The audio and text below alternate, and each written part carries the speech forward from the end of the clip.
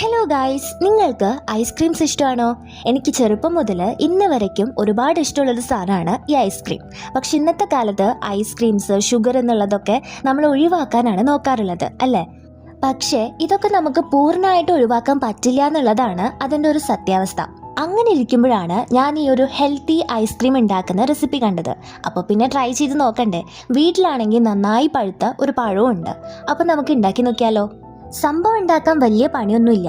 ഒരു ഗ്ലാസ് ചൂട് പാലിലേക്ക് ഒരു പിടി ബദാമും ഒരു പിടി കാഷ്യൂനട്ടും 5 ഡേറ്റ്സും പഴവും അതിലേക്ക് നമുക്ക് ഇഷ്ടമുള്ള ചോക്ലേറ്റ് ഏതാണെങ്കിലും ആഡ് ചെയ്യാം.